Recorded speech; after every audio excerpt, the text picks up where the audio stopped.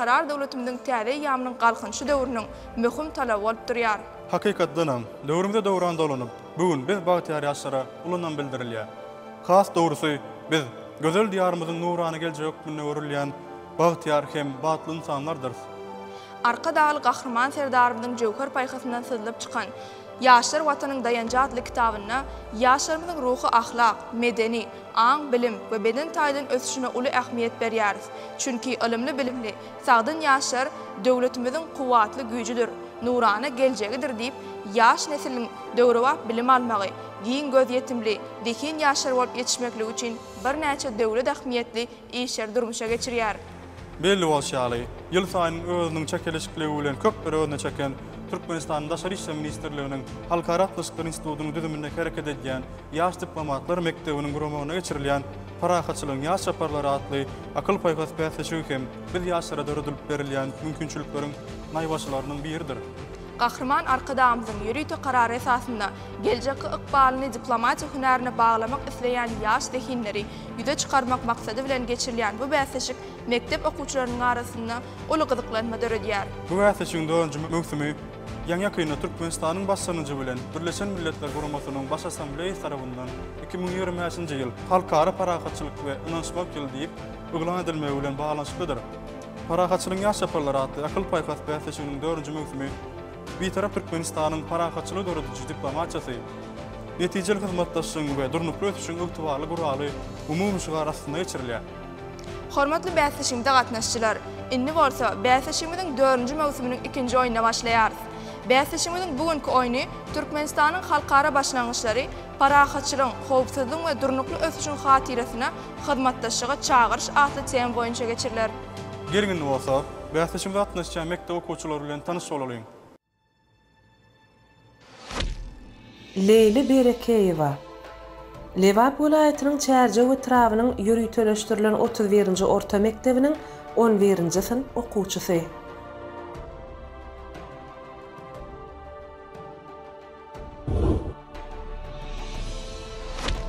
Agamrat Gulmedow Daşoğuz welaýatynyň Daşoğuz şäheriniň Daşary ýurt dillerine ýürüýteleşdirilen 24-nji orta mektebiniň 11-nji syn okuwçysy.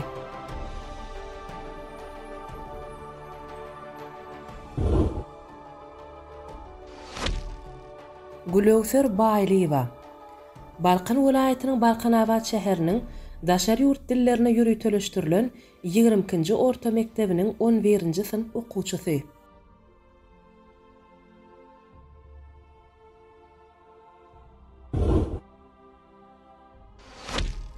Ceyhun Hojagelliýew Aşgabat şäheriniň Saparmurat Türkmen başadynyň naky ýürüýteleşdirilen umumy bilim berýän mektep internadynyň 11-nji syn okuwçysy.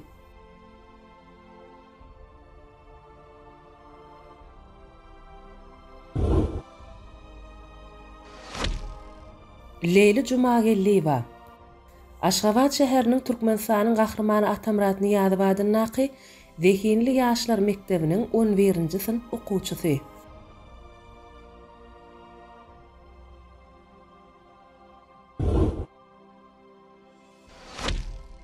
Permanmurat Amanmuradow Aşgabat şäheriniň Daşary ýurt dillerine we insançylyk ugurly okuw derslerine ýürüýteleşdirilen 143-nji orta mektebiniň 11-nji syn okuwçysy.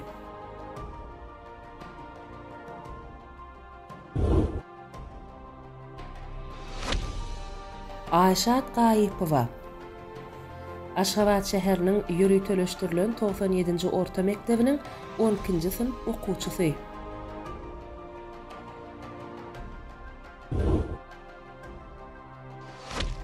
Kowus Gelli Saparow Ahal welaýatynyň Babaday Hany Trawynyň 17-nji orta mektebiniň 11-nji syn okuwçysy. Hormatly bäsleşigde gatnaşjylar, gelin bolsa, bäsleşigimiziň häkimdarlar geňeşiniň agdalary bilen tanyş bolalyň. Begenç Karaýew, Türkmenistan Daşary işler ministrliginiň Halkara Atlyşyk institutynyň Halkara Atlyşyklary we diplomatiýa kafedrasynyň ulumolmy, filosofiýa ulumlarynyň kandidaty. Meretgul Öwliýagylyýew, Türkmen Döwlet Mali Institutynyň Jemgyýet öwrenşik ilimler kafedrasynyň müdiri, tarih ilimleriniň kandidaty, professor, Türkmenistanyň hormatly il ýaşulsy. Mehri Perdeliýewa, Matumul adındaki Türkmen Devlet Üniversitesi'nin Arkeologiya ve Etnologiya Kafedrasynyň müdiri, tarih ilimlerinin kandidaty. Hormatly Behimdarlar Geňeşiniň agdalary, tedi bäsleşigimizi hoş gördük. Bäsleşigimiziň başynda sizden ýaş şaparlarymyza beriljek sowalaryň bukçasyny açyp bermeňizi uly hormat bilen haýyş edýäris. Hormatly okuwçylar, ilk bilen siziň ähliňizi Behimdarlar Geňeşiniň adyndan şu bäsleşige gatnaşmagy, hukuk kazanmaňyz bilen tüýsürekden gutlamagy arzu edin. Şu bilen birlikde biz size şu gün üstünlükli çıkış etmeyi hem arzu edýäris. Indi bolsa soralar bukçasyny açmagy arzu edin.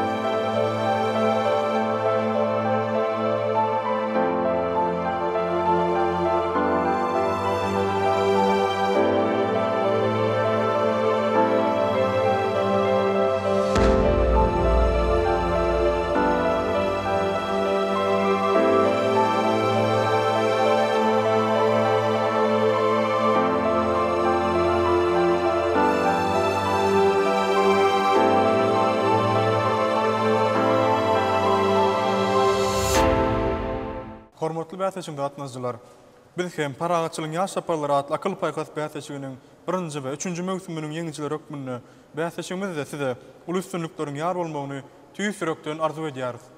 Hormatly bäsleşigimde gatnaşjylar, biz sizi bäsleşigimiziň şertleri bilen tanyş edýäris. Bäsleşigimiz adatdaky ýaly 6 san sorag jogap menzilinden ibaret bolar. Siz her menzilde özüňize hödürlenen sowalara dogry jogap bermek alkary Oğuz Hanyň altyn peýkamyna münasip bolarsyňyz. Ve Oğuz Hanyň altyn ýaýyna tarap bir ädim ätmäge hukuk kazanarsyňyz. Oýnumyzyň 1-nji mezgiliniň sowallary garaşsyz hemiçilik bitara Türkmenistanyň halkara derejesinde öňe süren başlanýyşlaryna bagyşlanýar. Mürdeler sowalar sebedini getirin.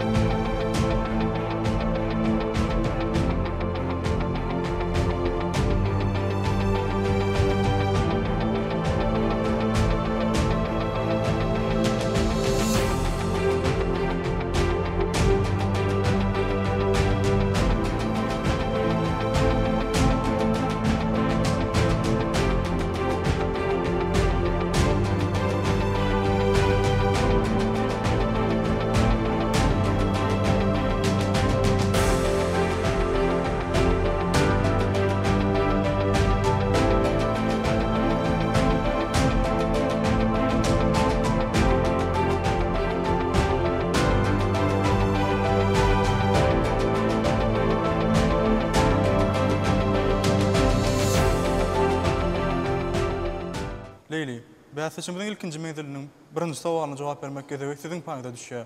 Soraňyzdy açyp bilersiňiz.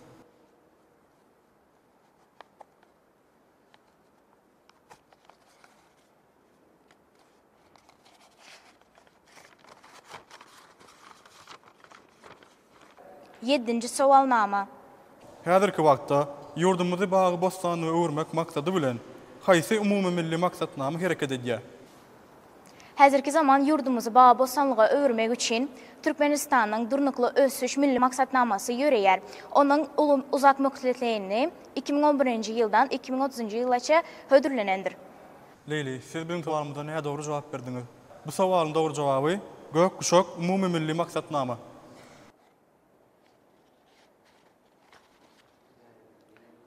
Üçüncü sovalnama. Türkmenistan ekologiya ulgamyna haýsy başlangyjyny öňe sürýär? Birleşen Milletler Guramasynyň baş assambleýasynyň 79-njy mejlisinde de ýurdumyz bu başlangyjy ýene-de mejlisi ara maslahatlaşmagy hödürledi.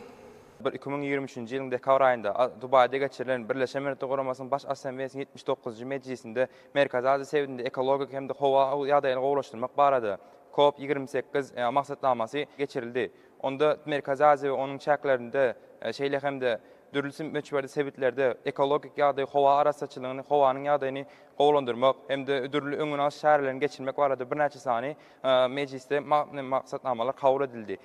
Agamrat, siz soragyna näde dogry jogap berdiňiz. Soramyň dogry jogaby Türkmenistanda ýürütülýän düzmi, ýagny Merkezi Aziýada howanyň üýtgemegi bilen bagly tehnologiýalar boýunça sebit merkezini döretmek baradaky başlangyjy bilen çykyş edýär.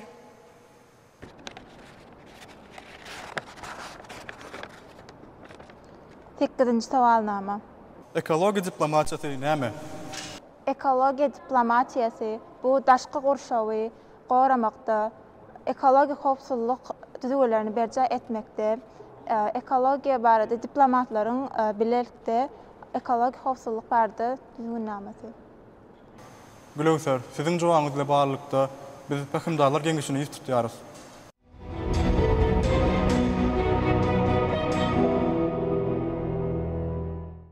Gülöwsere çöl soru öğrenmöhüm diplomatiýanyň esasy urlar bilen baglanyşykly sorularyň biri. Elbetde bu wagtda Gülöwser belli bir derejede maglumatlary bilýändigini görkezdi. Ýöne o taýda biz näme-de bolsa jogaby dol däl diýip hasap edýäris. Näme üçin? Sebebi Gülöwser bu ýerde ekologiýa daşky urşaw barada alınıp barýan işler hökmüni aýtdy da. Ýöne diplomatiýa hiç açanam ýürüte degişli işler amala aşyrýan taraplan orun tutmaýar. Bu urda ýürüte pudoklar var, edaralar var, şolar alyp barýar işi.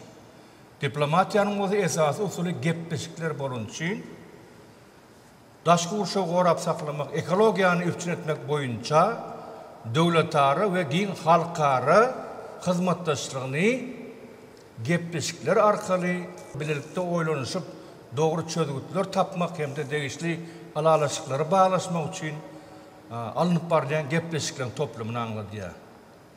Şoň üçin hem Gülöwseriň beren jogabyna diplomatiýanyň esasy häsiýeti, esasy mazmuny, ýagny gepleşikler arkaly hyzmatdaşlyk, döwletary hyzmatdaşlygy diýilen manynyň bolmanlygy üçin bu jogaby biz kabul edip bilemzak.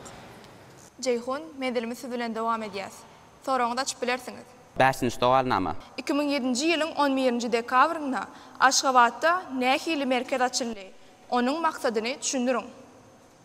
2007-nji ýylyň 17-nji dekabrynda Aşgabatda Birleşen Milletler Guramasynyň merkezi üçin öňnaş diplomatiýasynyň söýüt merkezde baral ýagdaýda açyldy.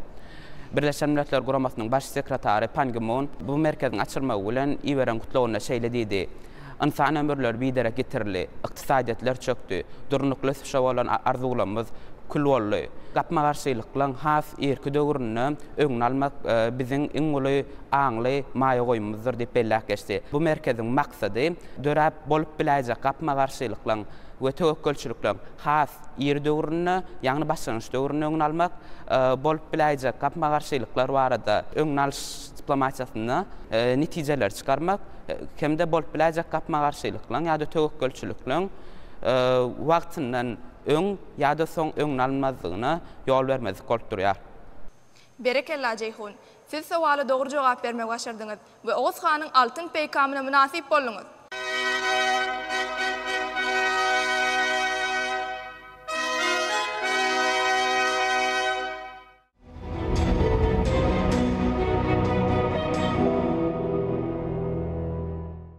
İkinci sowalnama. Häzirki wagtda Türkmenistan hyzmatdaşlary bilen bilelikde gündewar gün atar we demirgady gün orta uğurlar boýunça goşukly görnüşdäki uly logistika düzüminiň köp şahaly ulgamyny döredýär. Geljekde bu ulgam haýsy deňizleriniň sebitlerine çykýan üstaşyr geçilgeleri özüne birleşdirer. Ilki bilen Türkmenistan günnogor gün watar demirgady gün orta sebitlerine ulug üstaşyr geçilgeleriň ýagny ulug logistikaň geçirilmegi, howpsuzlygyň, parahatçylygyň hemde durnukly ösüşli we hyzmatdaşlygyň birinji maksatlarynyň biri bolup durýandyr. Bu bolsa elbetde Hazar baseyn sebitiniň üstünden geçirilýändir. Hazar baseyn sebitiniň üstünden Ýewropa sebitine hemde Merkezi Aziýa sebitlerine ulug üstaşyr geçirmek barada. Leyla, siz benim sowalymda näde dogry jogap berdiňiz? Soragyň dogry jogaby Hazar deňizi, Gara deňiz, Balçyka deňizi sebitlerine.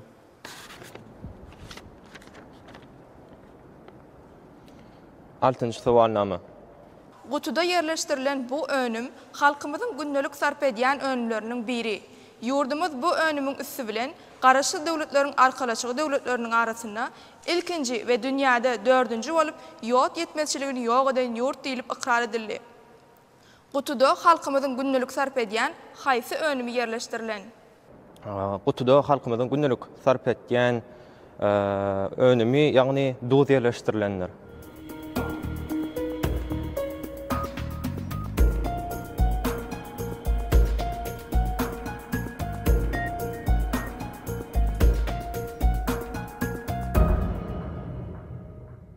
Berekella Perman Murad. Siz sowala dogry jogap bermek başardyňyz we Oğuz Hanyň altyn peýkamyna münasip boldyňyz.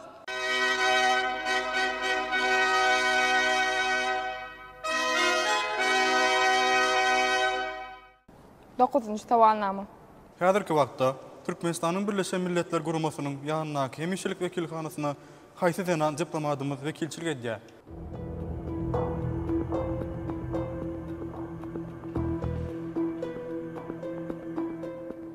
Men bu sowalyň jogabyny bilemok.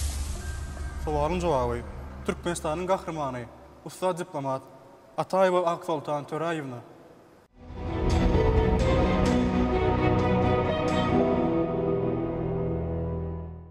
Dördüncü sovalnama. Ýaşyl ýüpek ýol strategiyasinin manysyny düşündüriň. Türkmenistanyň bu strategiýa garaýşyny aýdyp beriň. Hormatly arkadarymyz 2023-nji ýylyň 18-nji oktyabr aýyna Hatay Arka Respublikasynyň prezidenti Si Jinping bilen duruşuny Türkmenistana beýkipakanyň ýaşyl ýol strategiyasynyn ýol tasdiklady. Türkmenistan beýkipakanyny dikkatmekde. Demir awtomobil ýollary Goruşkan amaraşyda Türkmenistana demir ýollary ýurdun ganda marasaplarına Türkmenistan beýkipakanyny dikkatmekde. Demir ýollaryň gurulşyny badarla berdiler. 2009-njy dekabr aýyna Hatay'a Türkmenistan Hatay'a gada geçirdiğini gruplarına berdi. Qoğuz siz sowalyna näde dogry jogap berdiňiz? Sowalymyzyň dogry jogaby. Howany ekologiýany hapalamaýan ulaq ulgamyny kemale getirmek, kömür turşy gazynyň, metanyň zyňyndylaryny atmosfera ýarama netijelerini azaltmak we ardan aýyrmak strategiýasydyr. Önümçülük işiniň we daşky urşaw goramyň arasynda deňagramlygy gazanmak, ekologik howpsuzlygyny üpçün etmek, Türkmenistanyň halkara hyzmatdaşlygyny ileri tutulýan wezipeleriniň biri bolup durýar. Ýurdumyzyň ýaşyl ýüpek ýoly garaýşyny many mazmuny şuňa esaslanýar. Ine şunyň bilen oýnumyzyň birinji menzili hem tamam boldy.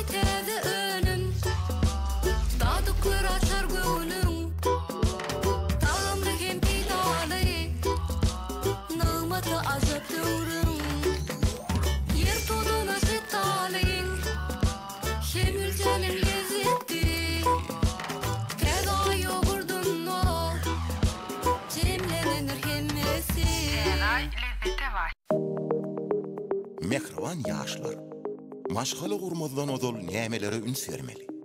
Maşgalanyň esasy ýörelgilerini bilmek we birek-biregi bolan anamy döretmek üçin näme etmeli? Hormatly dinleýijiler, egerde siz şuňa meňdeş sowallaryň jogaplary bilen tanışmak isleseňiz, 0530 gysga belge bir beňat ýazyp SMS uratsaňyz, gepleşigiň dogry görnüşi siziň telefonuňyza gelip goşur.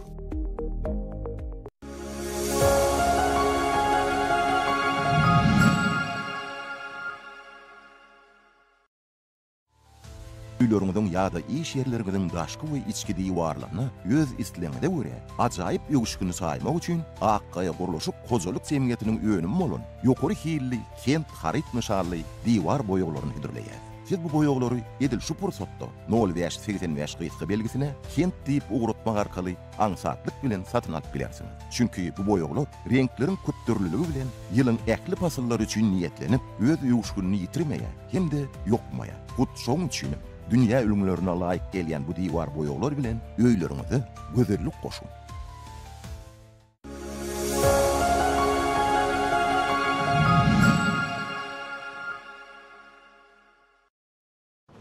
Hormatly ileşler, Türkmen TV.go.tm saýty size radio ýaýlymlarynyň naýbaşy gepleşiklerini, multfilmleri, radio oýunlary, audio kitaplary, destallary, türlü döredüjülük eserlerini göçürüp almak hyzmatlaryny hödürleýär. 0530 belgisine hazyna diýip ýazyp ugursaňyz, şu internet salgasy siziň telefonuňyza gelip gowşar. 0530 belgisi siziň hyzmatyňyzda.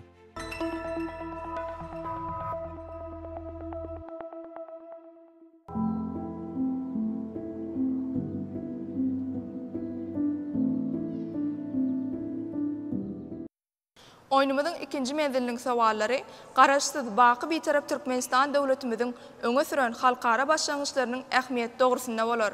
Mürdeler sowallar sebedini getirin.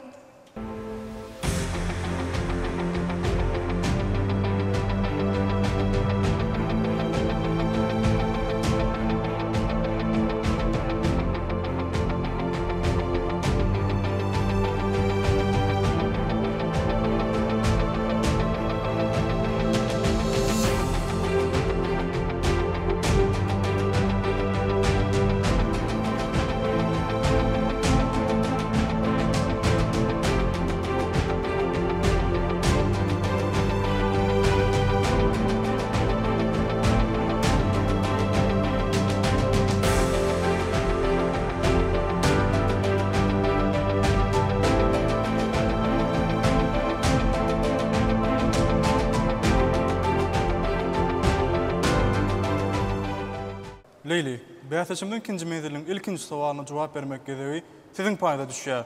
Soruňyzdy açyp bilersiňiz.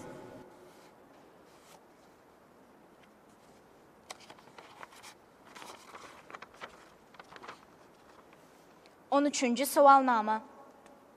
Adamzadyň paragaçylygy we hopsuzlygy merkeziniň direktori, professor Hanım Şarbanu Tajbakş 2009-njy ýylda Birleşen Milletler Guramasy tarapyndan gurulan Merkezi Aziya we häzirki zaman global wekilleri atly halkara seminarynda öňüne alyş diplomatiýa boýunça Sewit merkeziniň Türkmenistana açylmagynyň sebäplerini bellidi.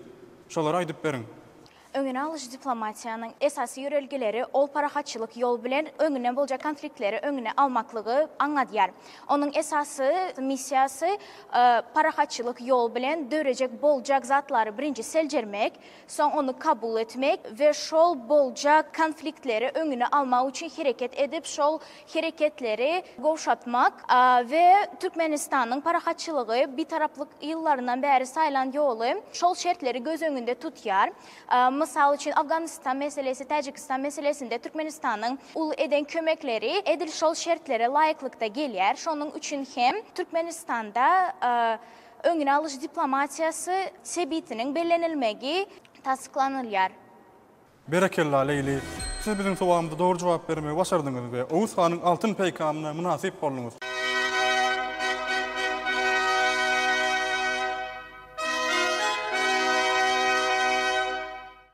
Onuncu sovalnama. İnsan ömürleri biderek itirildi. İktisadiyetler çöktü. Durnuklu ösüş barasında arzular, umidler sönni. Düşünşmezlikler gide çıkmanqa öňüne almak biziň iň oýlanşykly maýa goýumymyzdyr diýen sözler kime değişli? Bu sözler haýsy waka üns çekmek maksady bilen aýdyldy. 2007-nji ýylyň 11-nji dekabrynda BMG'niň baş assambleýasynyň baş sekretary Pan Ki-moonyň ýolbaşynda Türkmenistan wekilliklerinde Türkmenistanyň prezidenti duşuk geçirildi. Onda duşukda esasen ekologik meselelerde şeýle hemde bir näçe sany söwda ykysady hemde insanperwer medeni meseleleri arasında çözüşmek boýunça Merkezi Aziya sewitlerinde durnukly sewit maksatnamalary amala aşyrmak boýunça bir näçe sany mejlisler aralyk maksatly. Şonda Birleşen Milletler Guramasynyň baş assambleýasynyň baş sekretary Pan Ki-moon öz çykyşlarynda şu sözleri aýdyp belak geçipdir. Şeýle hemde bu aýdylýan sewitler esasen Merkezi sewitinde esasen Türkmenistanyň özüň alyp baran daşary siýasatynda durnukly ösüş maksatlamalaryny amala aşyrmak, durnukly ösüş üçin uzak möhletleýin, orta möhletleýin ýerlerini amala aşyrmak, şeýle hemde ekologiýa diplomatiýasy, şeýle energetika diplomatiýasy ýalyk ençeme uğurlarda aralyk maksatlaşmak üçin şeýle hemde ýurdumyzda onuň öňkü döwürlerde bol keçen ençeme sanyk Dünya iqtisad çöküşünün öňüni almak hakkında bir näçe sany maslahatlar aralyk maslahatlaşyldy. Şo manyny aňlaýar. Berekeli Ağamran, siz sowala dogry jogap bermek başardyňyz we Oğuz Xanyň altyn peýkamyna münasip boldyňyz.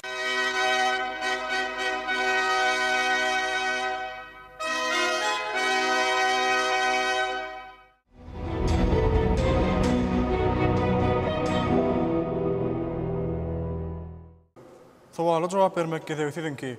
Soraňyzdan açyp bilersiňiz.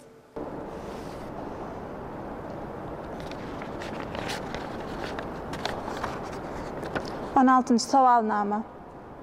Gahrman arkadamyzyň Türkmenistan Bitaraplygy mekany adly kitabyna belläk geçiş ýaly 2020-nji ýylyň 27-nji oktýabryny Amerikanyň Gallup Halkara Barlyk Instituty tarapyndan kanunyň we tertibiň çap edilen indeksinde ýurdumyzyň nähil ýurt diýip ikrar edildi.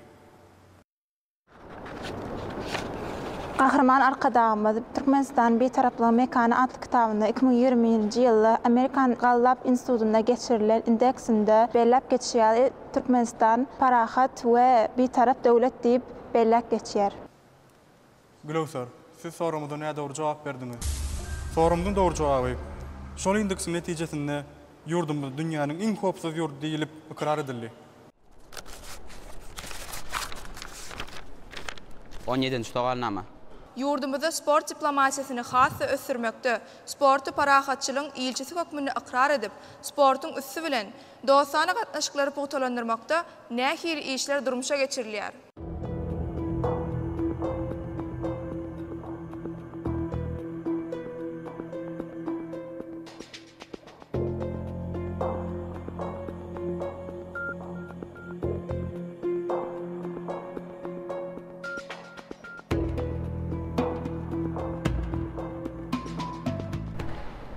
Türkmenistan sporty parahatçylygyň ilçisi hökmüne ikrar etýär. Munyň netijelerini ýurdumyzda sport dulgamyna bir näçe işler amal aşyrylýar. Şol sanyna 2017-nji ýylyň 17-27-nji oktyabr aralygynda ýapyk binalarda we Söwüşden oýunça 5-nji Aziýa oýunlary, kuraş oýunça bütün dünýä çempionaty, şeýlede agr atletika oýunça çempionatlary mysal getirip bolar. 2017-nji ýylda ýurdumyzda dünýäniň 64 ýurdundan türgenler gatnaşyp Türkmenistanyň sport derejesi hasy ýokarlary göterildi. Şeýlede Gahrman arkadamyz, arkadaly Gahrman serdarymyz sport meseleleri bilen baglanşykda ýurdumyzyň sport pudogyny ösürmekde bir näçe möhüm meseleler amal aşyrýarlar. Şeýlede ýurdumyz Birleşen Milletler Guramasynyň baş assambleýasyna sport dulgamyňça bir näçe teklipler etdi. Olaryň netijesinde bütün dünýä velosiped güni, ýagny 2018-nji ýylyň 12-nji aprelinde Birleşen Milletler Guramasynyň baş assambleýasynyň nowatdak mejlisinde Türkmenistan başlangyjy tasyna 3-nji iýuny bütün dünýä velosiped güni ikrar edildi. Şeýlede 2022-nji ýylyň 10-nji martynda Birleşen Milletler Guramasynyň baş assambleýasyna Türkmenistan teklibi boýunça velosiped sürmegi jemgyetçil guraglarynyň arasynda salmak hakynda rezolýusiýa kabul edildi. Bu rezolýusiýalar Türkmenistanyň sport diplomatiýasyny amal aşyrmakda ulaşyşlary eýe bolýanyny aňlatýar. Berekella Ceyhun, siz sowala dogry jogap bermek başardyňyz we Oğuz Xanyň altyn peýkamyna münasip boldyňyz.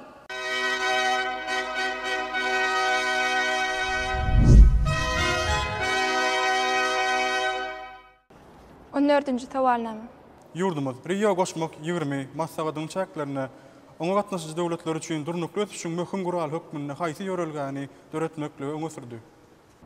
Rio goşmak 20 maslahatyna 20 döwletler gatnaşdy. Şol maslahatda Türkmenistan durnukly ösüşiň guraly hökmüne parahatçylygy, ýagny hyzmatdaşlygy döwletleriň arasyndaky hyzmatdaşlygy we gatnaşygy pugtalandyrmak we olaryň arasyna ulgamlaýan esaslar döretmek barada gurallar öňe sürdi.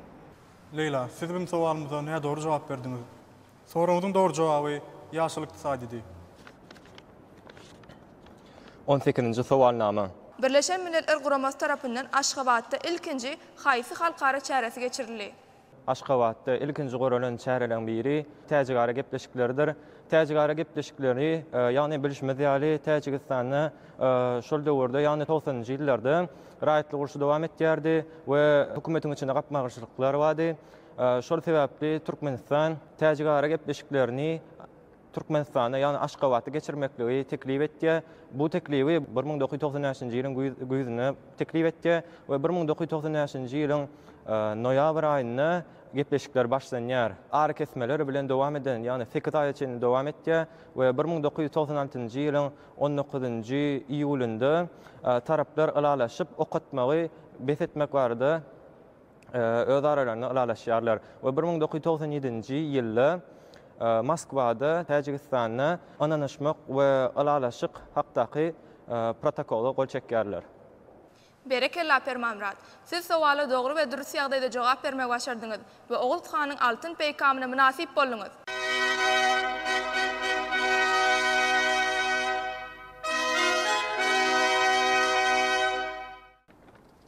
Onkinci sowalnama.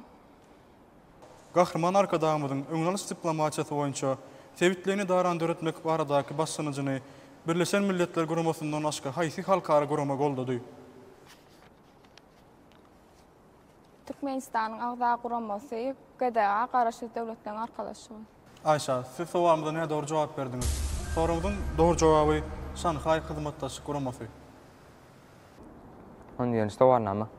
1950-nji ýylda öňünalş diplomatiýasynyň wajipligi barada ilkinji gedek Birleşen Milletler Guramasyny kim belläpdi?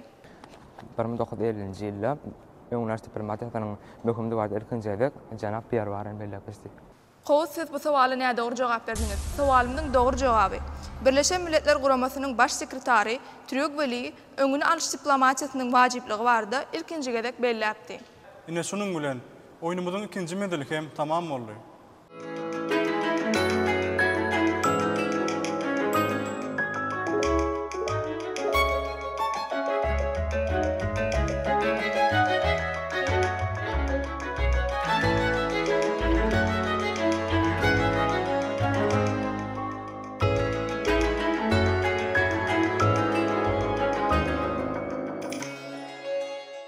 Dear participants, we have reached the third round of Young Messenger of Peace intellectual competition. This round of our competition will be held in English language.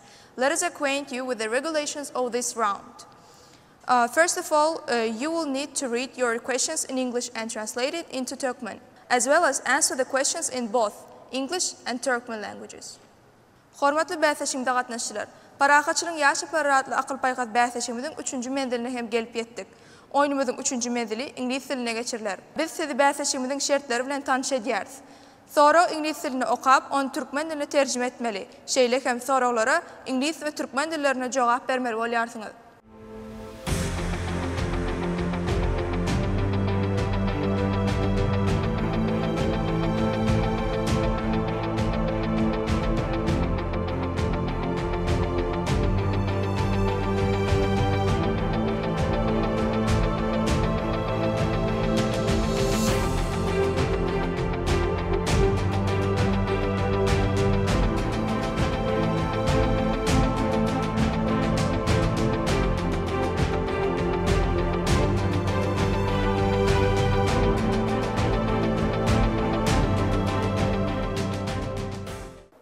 Lily, it's your turn. Answer the question.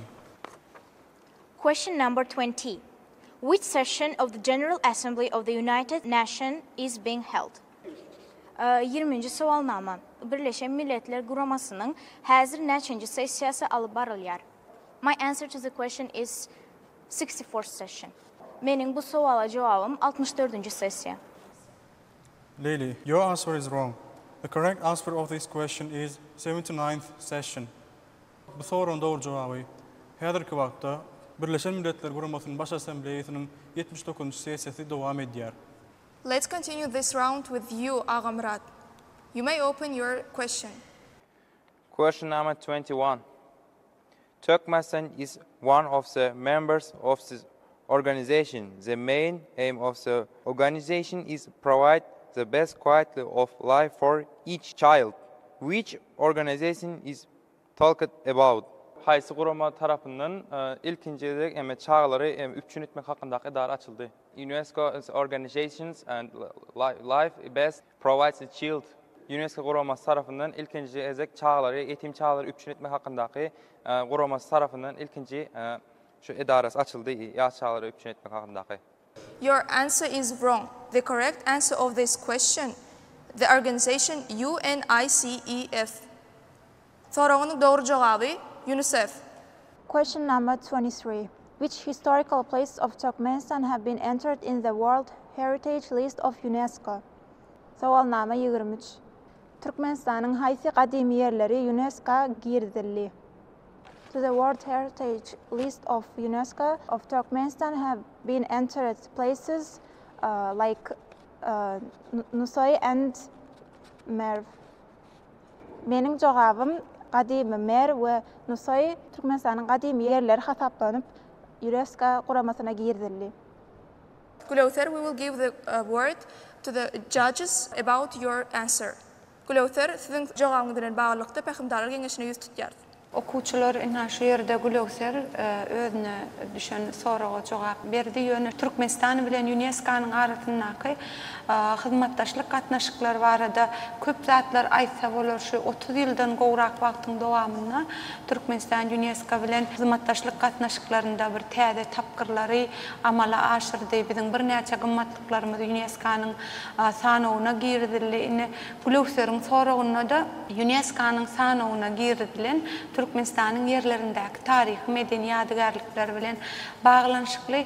Gulökser şu yerde şu tarih, medeni yadigarlıklarımızın bir esası iksansını aytdı. Kadimi Nusoy galalarının girdilenliği hemem kadimi Merv'in yadigarlıklar toplumunun girdilenliği vardı yöne. Şu tayda yine de bir bizim tarih, medeni yadigarlığımız bolan yani kadimi könürgünç tarih, medeni yadigarlığı hem UNESCO'nun bütün dünya medeni mirasının sanawyna girdildi. Yöne şu at pehimdarlar geňeşi bilen maslahatlaşdyk. Agramly bölegini Gulökser aytdy. Yani iksan tarih, medeni yadigarlığı. Şonun üçin biz jogaby kabul edýäris. Türkmenistan UNESCO bilen hizmetdaşlyk gatnaşyklaryna bir näçe uğurlar boýunça amala aşyrýada ýer gelende belläp geçdik. Biziň bir näçe gymmatlyklarymyz hem UNESCO'nun adamzatyň maddi medeni mirasyny hem sanawyna girdildi. Ýöne bu ýerde sonra esasy tarih, medeni ýadigarlyklar bilen baglanşykly bolanlygy üçin şu iki ýadigarlygy aýtdy. Hemem şu jogaby kanagatlanarly diýip kabul edýäs. Mehrim oğlum, bu geldiğinizde şu UNESCO'nun sanawy hem maddi hem de maddidar medeni tarih ýadigarlyklarymyz var, medeni miraslarında. Ine şu yerde maddi medeni miras ýadigarlyklarymyzyň esasy üçüsi belli garlandy. Şolaryň doğrudan ama birleşýär. İkisini aýtmagy başardyňyz. Birini demek aýdyp bilmediňiz.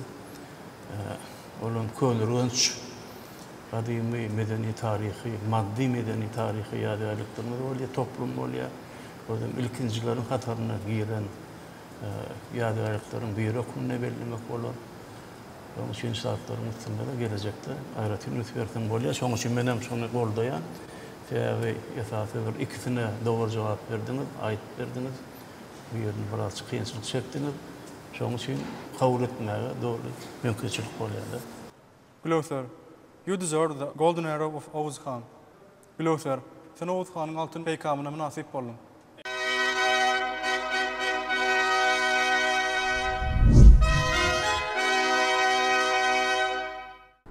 Question number 19. What does OSCE stand for?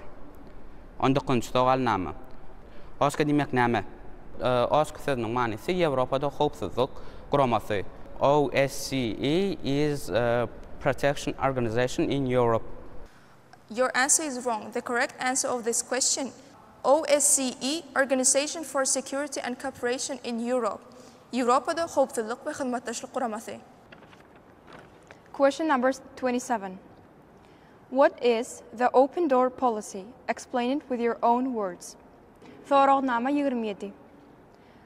Açık kapılar siyaseti näme? Öz düşünjäň boýunça düşünür. My answer to this question is, as we know, from the year of 1992, there was held the policy about the open doors in Turkmenistan. And in my opinion, this policy helps the understanding about the opening and creating a lot of countries, having connection with them, and also developing our communication and connection with other countries. Bu sorağa mening jogabym Birleşmediýärlik 1992-nji ýyldan bäri Türkmenistan açyk kapylar siýasatyny alyp barýar. Onuň maksady beýleki ýurtlar bilen hyzmatdaşlygy, gatnaşygy ösdürmek boýunça maksatnama bolup durýar. Bu maksatnamada açyk kapylar siýasatyny alyp barmak bize yurdumuzda parahatçılık hem de beýleki döwletler bilen gatnaşygy puгtalandyrmaga we üpçün etmäne uly ýardam berýär. Congratulations, dear Leila. Your answer is correct, and you deserve the golden arrow of Oğuz Khan. And you can go one step forward to the golden bow of Oğuz Khan.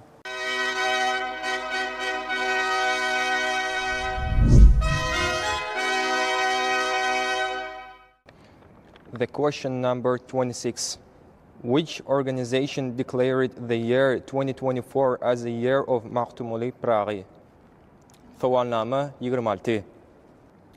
Haysi Gurama 2024-nji ýyly Mahtumuli Praghy'nyň ýyly diýip aglan etdi. My answer is to the 26th question is United Nations declared the 2024 year as a Mahtumuli Praghy year. Meniň şu soalnama jogabym Birleşen Milletler Guramasy 2024-nji ýyly Mahtumuli Praghy'nyň ýyly diýip aglan etdiler. Permanrat, your answer is wrong. The correct answer for this question, the International Organization of Turkic Culture. Permanrat, siziň jogabyňyz näme dogry? Sowalyň dogry jogaby Türki medeniýetiniň halkara guramasy, ýagny Türksoy. Question number 25. What was the year 2023 called in Turkmenistan? 25-nji soalnama. 2023-nji ýyl Türkmenistanyna näme diýip adlandyryldy? My answer to the question number 25 is Turkmenistan is the country of peace. Meniň bu soragnama jogabym Türkmenistan parahatçylygyň watany. Aisha, your answer is wrong. The correct answer is the year 2023 Happy Youth with the Arkadaly Serdar. Aisha, siz soalymyza näme dogry jogap berdiňiz? Soruň dogry jogaby 2023-nji ýyl Arkadaly Serdarly Bagtyar ýaşlar ýyly diýip oglan edildi. Question number 22. What is the Human Rights Associations of the World Turkmenistan? Explain it with your own words. Soalnama 22. Dünýä türkmeniniň tarapy birleşigi näme? Onu öz düşünjäňi aýdyp ber. Human Rights Association of the Turkmenistan was opened in May 109,992 year in Turkmenistan. The Human Rights Association of the Turkmenistan is Secret of the Human Rights. Dünýä türkmeniniň tarapy birleşigi 1992-nji ýyl may aýynda Türkmenistanda açyldy Aşgabat şäherine ol adamlaryň hopsulygyny bolýar. Qoth, your answer is wrong. The correct answer for this question, it helps to communicate with Turkmens who live in other parts of the world. Qoth, siz sowaly näme dogry jogap berdiňiz? Sowalyň dogry jogaby bu dünýäniň türlü künjeklerini ýaşaýan türkmenleri birleşdirmäge kömekleşýär. We have finished the third round of Young Messenger of Peace intellectual competition. Şeýlelikde hem oýnumyzyň 3-nji mendeli hem tamam boldy.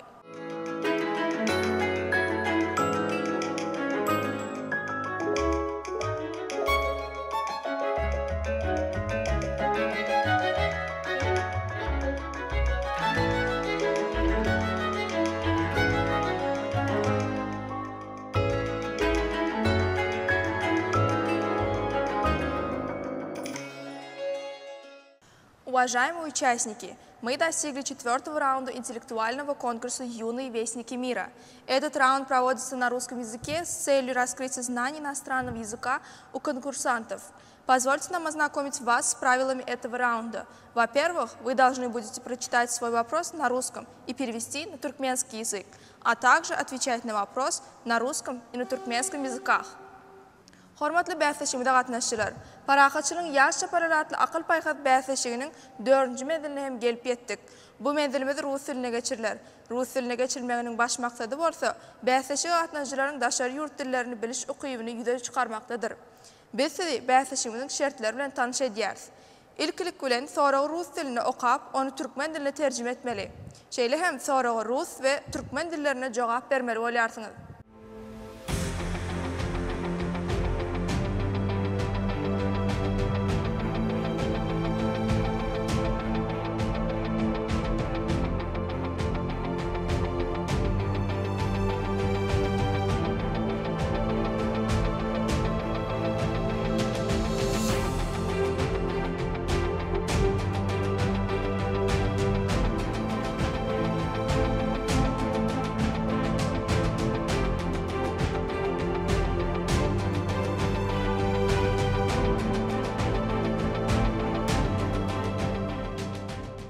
Лейли, давайте приступим к вашему вопросу. Вопрос номер 35. Как отмечает герой Аркадак в своей книге «Туркменистан. Родина нейтралитета», в каком году наш статус нейтралитета получил постоянное место в нашем государственном гимне? 35-ci sovalnama. Türkmenistan Bitaraplığın Mekanı kitabında Arkadağımızın yazanına göre neçinci yılda bizim bitaraplık alandığımız devlet senasına girizildi? Мой ответ – 1996 году. Mening cevabım 1996 yılda. Лейли, ваш ответ абсолютно верен и достоин золотой стрелы Агусхана. Лейли, siz bizim soğanımda doğru cevap verdiniz ve Oğuzhan'ın altın peygamına münasip oldunuz.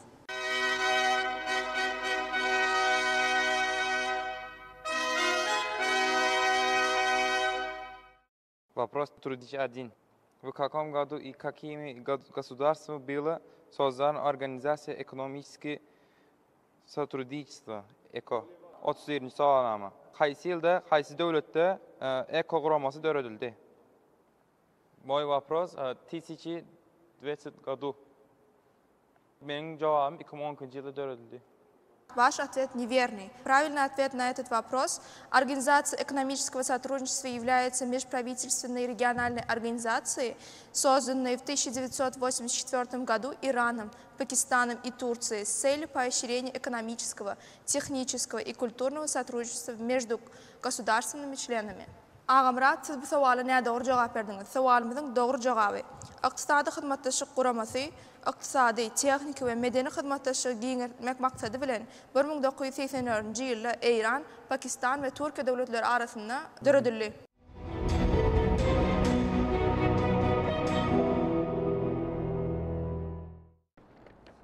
Вопрос 34. Как отмечает герой Аркадак в своей книге «Туркменистан. Родина нейтралитета»? Как строится великое будущее человечества? Sovalnama 34. Qahraman Arkadağımız öz Türkmenistan Bitaraplığın Mekanı adlı kitabında adamların geleceği barada nämeler aytıp geçýär. Наш герой Аркадак в своей книге «Туркменистан. Родина нейтралитета» рассказывает о отношениях между экономическими и политическими отношениями с другими странами. Qahraman Arkadağımızın Türkmenistan Bitaraplığın Mekanı adlı kitabında adam durmuşu gelecekte siyasi ve iqtisadi taydan başka yurtlar bilen hizmetdaşlığı bilen ösýär. Глюсер, ваш ответ неверный. Правильный ответ на этот вопрос.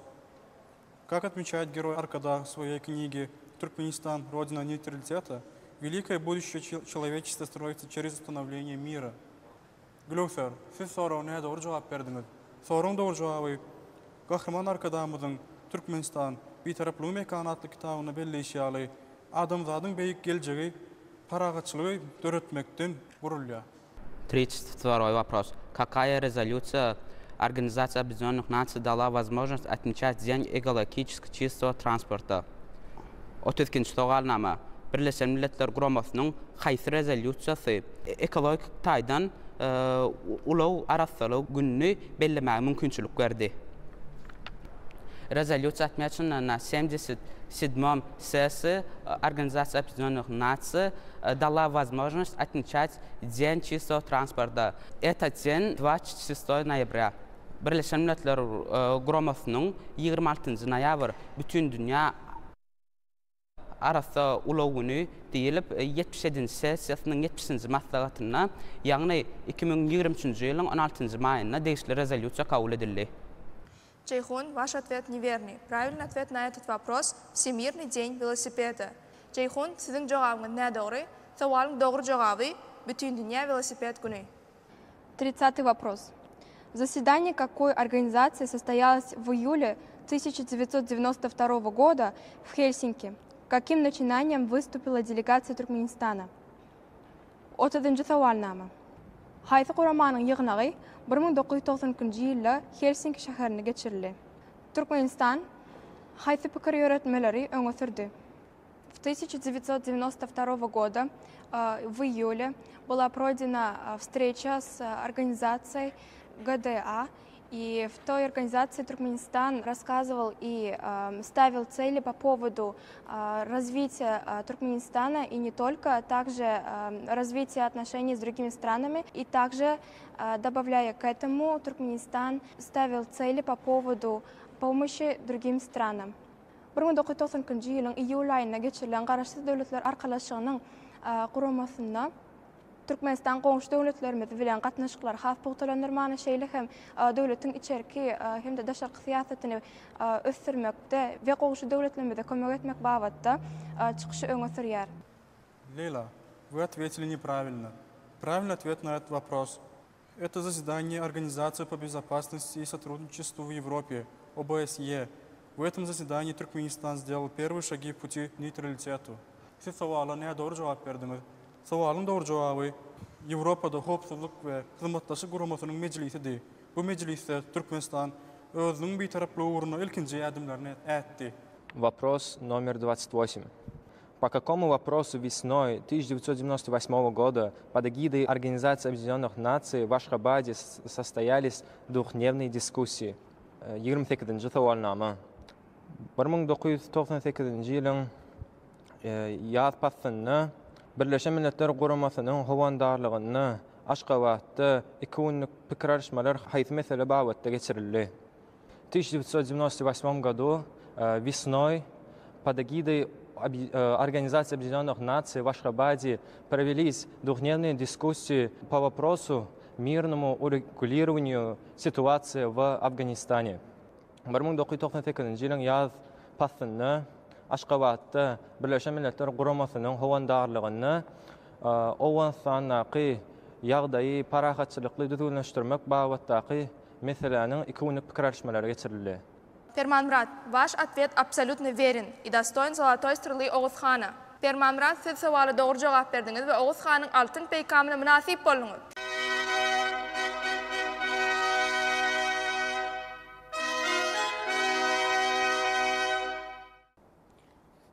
Третий вопрос. Какой музыкальный инструмент туркменского народа считается символом мира? 33-nji sowalnama. Türkmen halkynyň haýsy saz guraly parahatçylygyň nişanydyr? Мой ответ – дуtar. Meniň jogabym dutar. Вы ответили правильно и получаете золотую стрелу Оğuzhana. Siz bu sowaly dogry jogap berdiňiz we Oğuzhanyň altyn peýkamyna münasip boldyňyz.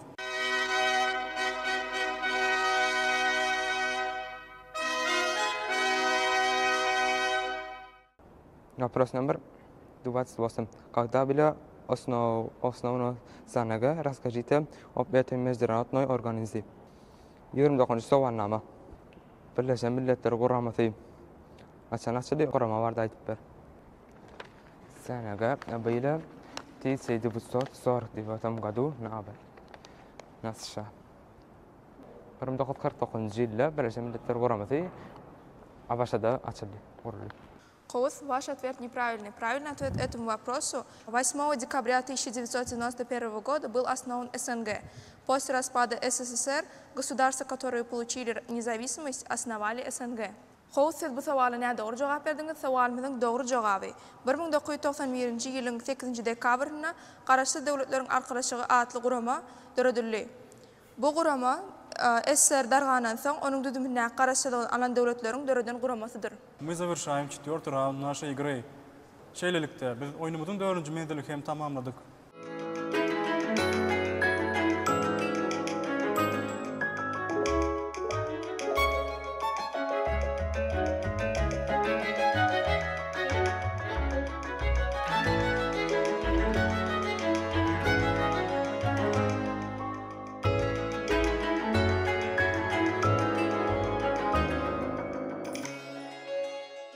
Oýnumyzyň 5-nji mezgiliniň sowallary garaşsyz, baky bir tarap Türkmenistanyň halkara derejesinde öňe süren başlangyçlaryna bagyşlanýar. Mirzeler, sowallar sebäbini getiriň.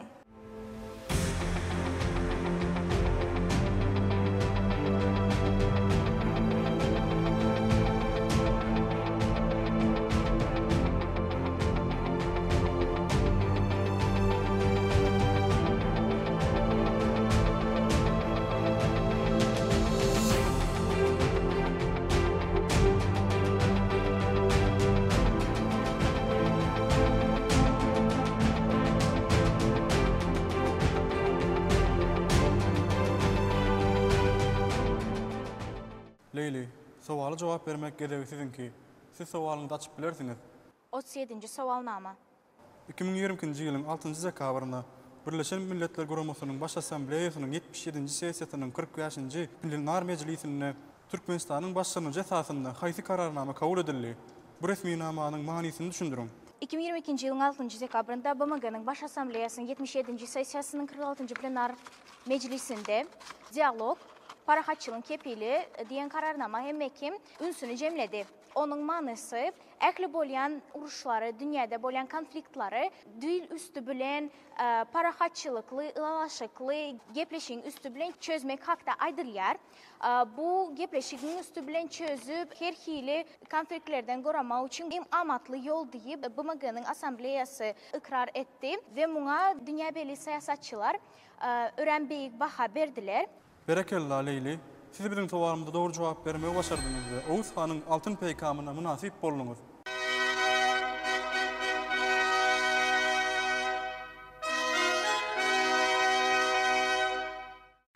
Birinci sowalnama.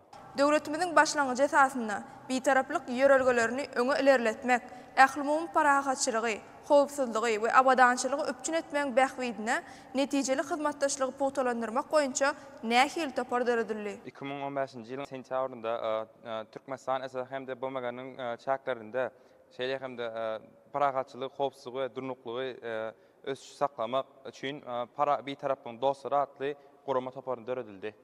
Türkmenistanda parahatçylyk, howpsuzlygy we durnukly ösüşi, sosial ösüşi maksatnamalary ýerine ýetirmek üçin bir tarapyň dostluny toparyny onda Türkmenistan hemişek bir taraply şeýle hem daşyr ýurtlaryň içerki işlerine goşuşmazlygy hemde dünýä ölçülerinde bir neçe halkara dawranyna goşulmazlyk, ara çekmesini dawalaryna goşulmazlyk hereketine belä geçdi goşulmazlykdan. Bir taraplyň dostlugy diýip topar döredildi şu maksatda. Agamrat berilen soraga jogry jogap bermegi başardyňyz we Oğuz Hanyň altyn peýkamyna münasip boldyňyz.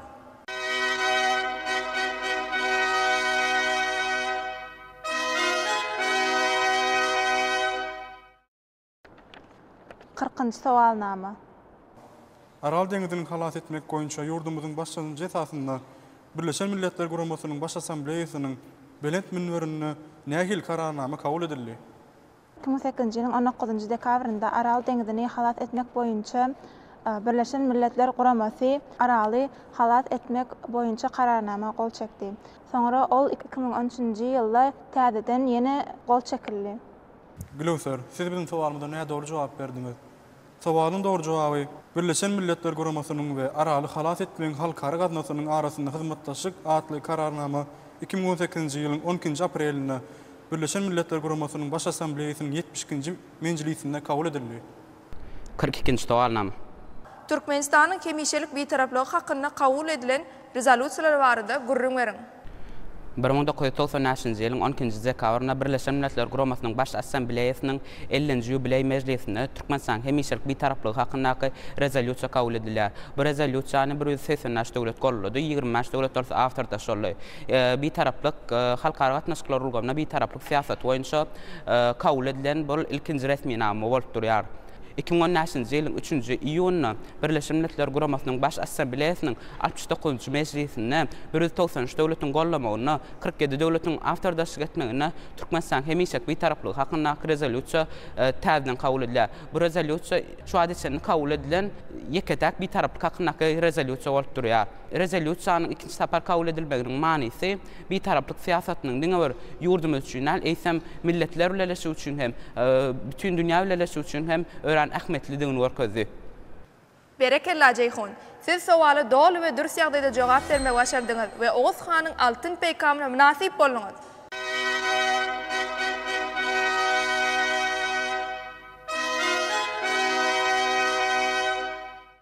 Dördüncü sowalnama.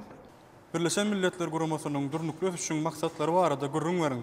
Durnukly ösüş maksatnamasy Birleşen Milletler Guramasy tarapyndan kabul edilen 2025-nji ýyl üçin dowam etýän 16 sany maksatlary göz tutýar.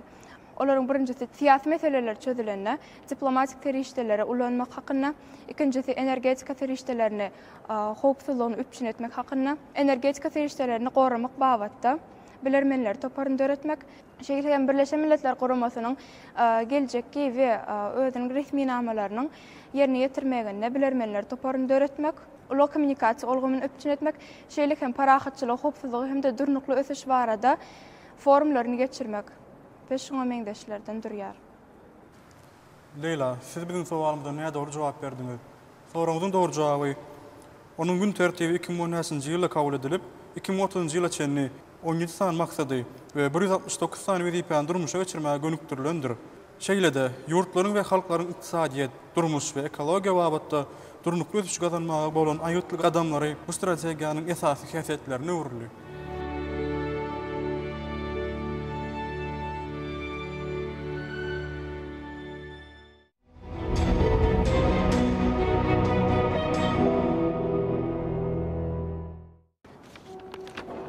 Üçüncü sowalnama. Yurdumuzda Hazar deňiziniň deňiz gurşawyny goramaga we ekologiýa howpsuzlygyny üçin etmäge gönükdirilen ekologiýa siýasatyny giňden ýaýwanlandyrmak maksady bilen her ýyl yurdumuzda nähil sene bellenip geçirilýär. Yurdumuzda her ýylyň 27-nji noýabrynda Hazar deňiziniň gurşawyny goramagyna bagyşlanan senesi bellenip geçirilýär. Perman Miras, siz bu sowalyma näde doğru jogap berdiňiz? Sowalymyň dogry jogaby. Her ýylyň 12-nji awgustda Hazar deňiziniň güni hökmüne bellenip geçilýär. 38-nji sowalnama. Yurdumyzyň başlanjy esasynda kabul edilen haýsy kararnama Birleşen Milletler Guramasynyň çaklaryny sport diplomatiýasyny hassa ilerletmekde möhüm adımlarının biri boldy. Türkmenistanyň Birleşen Milletler Guramasyna teklip eden 2011-nji ýylaky bütün dünýä velosiped güni 3-nji iýuny bellek geçmek. Ayşa, siz benim sowalymda näme doğru jogap berdiňiz? Sorumyň doğru jogaby 2024-nji ýylyň 6-njy sentýabrynda Birleşen Milletler Guramasynyň baş assambleýasynyň 72-nji sessiýasynda kabul edilen Birleşen Milletler Guramasynyň oýunlary adly kararnamadyr. Bu kararnama 87 döwlet awtordaş bolupdyr. 39-njy sowalnama. Birleşen Milletler Guramasy tarapyndan Türkmenistan döwletimiň başlangyjy esasynda 2025-nji ýyly nähili atlandyrmak hakynda karara gelindi. Hormatly Prezident Serdar Berdimuhammedow Birleşen Milletler Guramasynyň baş assambleýasynyň 72-nji sessiýasynda 2025-nji ýyl paragatçyk anlaşma halkary diýip atlandyrmak karary geldi. Berekella Qawus, siz sowala dogry jogap bermegi başardyňyz we Oğuz Xanyň altyn peýkamyna münasip boldyňyz.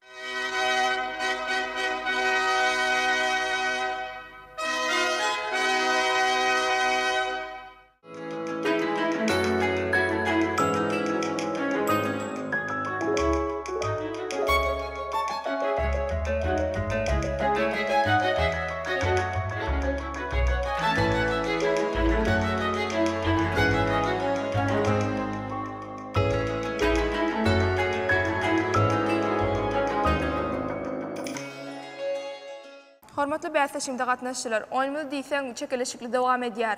Häzirki wagtda ýaş şaparlarymyzyň iň köp Oğuz Xanyň altyn peýkamyna münasip bolan, ýagny Berekeýewa, Leyli, Hojagelliýew, Ceyhun, Aman Muradow, Perman Muradowyň arasynda 6-njy mezgil dowam ederiz. Galan ýaş şaparlarymyza bolsa başlangyç nokatlaryna gaýdyp gelmeňizi sizden haýyş edýäris.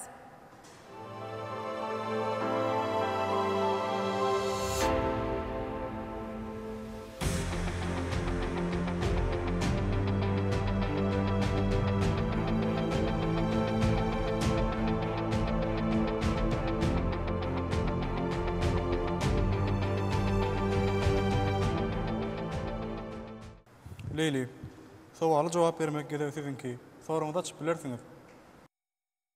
50-nji sowalnama. Näçinji ýyldan bäri 12-nji dekabr bütün dünýä halkara bir taraplyk gün hökmüne bellenip geçirilýär. Bu wagtdan haçan we haýsy kararnama kabul edildi?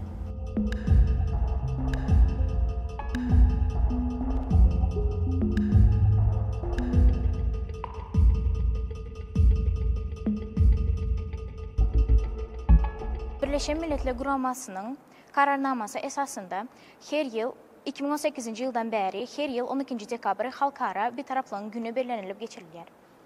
Leyli, siz sowalyňyza näme dogry jogap berdiňiz? Sowalyň dogry jogaby 2017-nji ýylyň 2-nji fevralynda Birleşen Milletler Guramasynyň baş assambleýasynyň 71-nji mejlisinde 12-nji dekabr halkara bir taraplı gün diýip elan edilmek hakynda ýörete kararnama kabul edildi. Şol seneden bäri hem halkara derejesinde bellenip geçirilýär.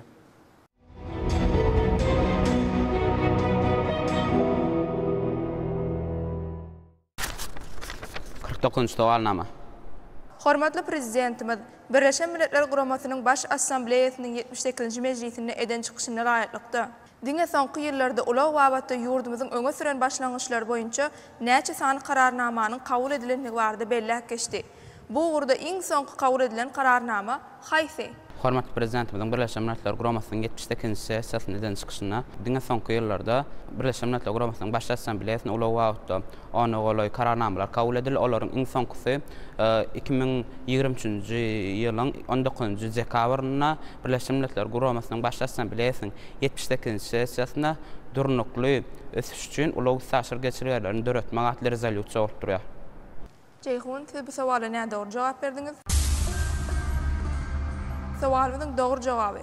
Hormatly prezidentimizin belläp geçişi ýaly, soňky ýyllarda ýurdumyzyň başlangyjy boýunça ulaq ulgamyny 6 san kararnama kabul edilip, olaryň iň soňkysy 2023-nji ýylyň maýyna kabul edilen bütün dünýä durnukly ulaq güni atly kararnamadyr. 51-nji sowalnama. 2022-nji ýylda döwletimiziň başlangyjy esasynda kabul edilen durnukly ösüşi gazanmak üçin köpçülikliň velosiped sürmek jemgyýetçilik ulaq ulgamlaryna gizmek atly kararnamanyň manysyny düşündirin.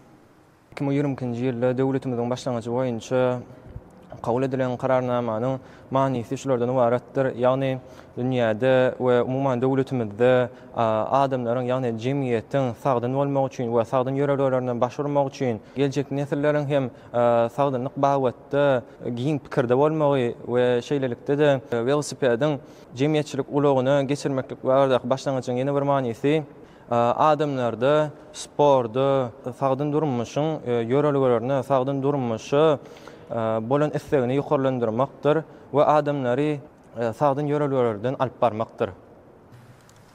Permamrat, siziň jogaňyz bilen baglykda Tahimdarlar Geňeşine ýetipdiýaryz. Permamrat üçin soru Türkmenistanyň durnukly iş boýunça, adamzat saglygy boýunça sagdyn durmuş alyp barmagyň endiklerini aýraçynam ýaşlara uydurmak üçin öğrenmekin başlangyçlyň toporuna girýär. Bu bolsa ýanky soruwdy da aýdylýar. Durnukly ösüşi gazanmak üçin köpçülikliň velosiped sürmegi, jemgyýetçilik ulaq ulgamlaryna girizmek diýen kararnama bar. Permamrat hakykatdan dogry berilip geçdi. Köp böleklerini esasy bunun başly köp goşup aýdyp bolardy. Ýöne bu soruwyň düýp mazmunyny öz jogabyny beýan etmegi başardy. Şoň üçin muň jogabyny kabul edýäs. Berekella Permamrat, siz Oğuz Xanyň altyn peýkamyna münasip boldyňyz.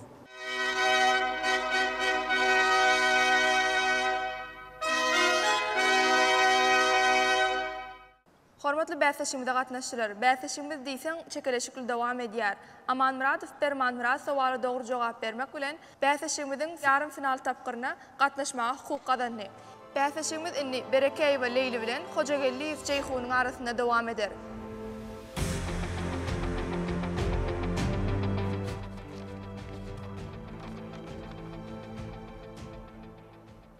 Kırk sowalnama. Häzirki wagtda ýurdumyz howanyň üýtgeme boýunça haýsy halkara konwensiýalaryna goşuldy we olary ikrar etdi. Häzirki wagtda ýurdumyz Türkmenistan Fransiýanyň halkara konwensiýasyna, howa hakda halkara konwensiýasyna goşuldy we onu ikrar etdi.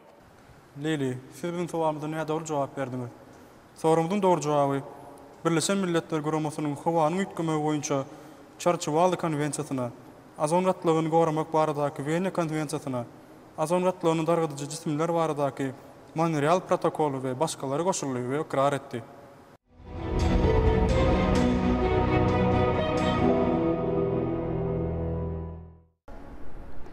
Soalnama.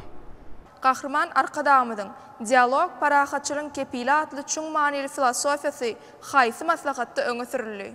Gahrman arkadamydyň dialog parahatçylyň kepili atly filosofiýasy 2021-nji ýylyň dekabr aýyna Aşgabatda geçirilen parahatçylyk we ynanşmak howpsuzlygyny ösüşiň bünyada atly halkara maslahatyna täze filosofiya girdili. Şo filosofiyada diyalog parahatçılığın kepili deyilip at berildi. Berekella Ceyhun.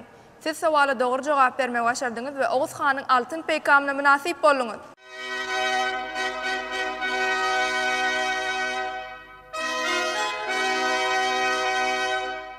Hormatly bäseşimde gatnaşçylar, ezizileşler. Ene şunun bilen parahatçylygyň ýaş şapararatly akıl paýhas bäseşimiň 4-nji mawsumynyň 2-nji oýuny hem tamam boldy.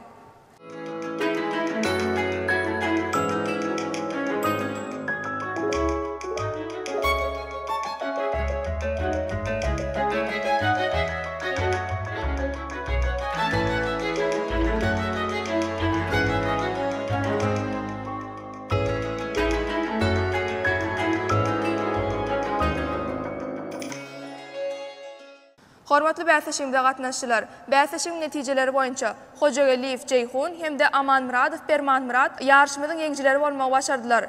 Hemde bäseşimiziň ýarym final oýunyna gatnaşmaga hukuk kazandylar. Gelin indi bolsa Türkmen diplomatiýasynyň milli nişanyny öwrülen Oğuz Xanyň altyn ýaýyny galdyrmak desturuny geçireliň.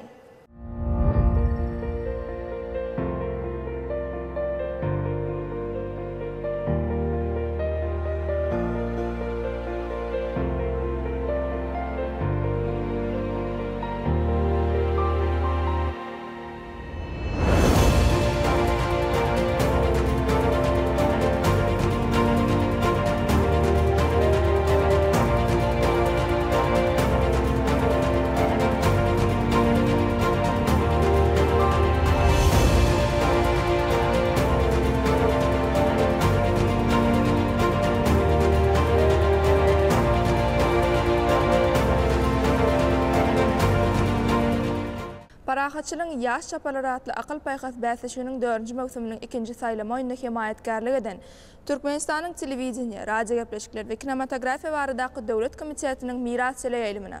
Türkmenistanyň Mawtumul adynaky ýaş Ýewromosynyň merkezi geňişine. Türkmenistanyň Milli ýaýatyjylyk federasiýasyna. Awadan haly, açyk görnüşi paýdalar jemgyýetine öz hoşallygymyzy bildirýäris. Hormatly bäseşimiz gatnaşjylar, ine şunun bilen bitarap Türkmenistanyň parahatçylygy dörediji diplomatiýasy netijeli hyzmatlaşyň we durnukly ösüşiň ygtybarly guraly atly çygarysyna geçirilen 4-nji mawsumynyň 2-nji oýuny hem geçirip oturýarys. Ene şu tolgunurjy pursatlarda biz hem parahatçylygyň ýaş şapararatly akıl paýhas bäseşiginiň ýeňjileri hökmünde bäseşigimiň bugünkü oýunyna ýeňji bolmaklygy başaran ýaş şaparlarymyzy tüý sürekden gutlap, olara geljekde okuwyna uly üstünlikleriň ýar bolmagyny, watanymyza gahrman arka dagly gahrman serdarymyza we paly ýaşlar bolup ýetişmeklerini tüý süregimizden arzu edýäris. Pursatdan peýdalanyp Türkmen ýaşlarynyň döwrüp bilim almagy, kämil hunarmenler bolup ýetişmekleri üçin ähli mümkinçilikler döredip berýän Türkmen halkynyň milli lideri gahrman arka dagymyza beder ýoly münasip dowam etdirýän hormatly prezidentimiz arka dagly gahrman serdarymyza köp sag bolsun diýäris. Goý gahrman arka dagly gahrman serdarymyzyň janlary sag, ömürler uzak, berent başlar aman bolsun. İl bähwetli umum adamzat ähmiýetli işleri elmidama rawaşlyklara beslensin. Gepleşim bardylar. Türkmenistan Daşary işler ministrliginiň Halkara Atnaşyklary institutynyň Halkara jurnalistika fakultetining 2-nji ýyl talyby Ora Cemal Çaryarowa. Şeýlede Türkmenistan Daşary işler ministrliginiň Halkara Atnaşyklary institutynyň Halkara Atnaşyklary fakultetiniň 1-nji ýyl talyby Seyit Muhammed Gurbangeliýew. Ýene ýaxşy günlerde didarlaşýança hoş sag bolun.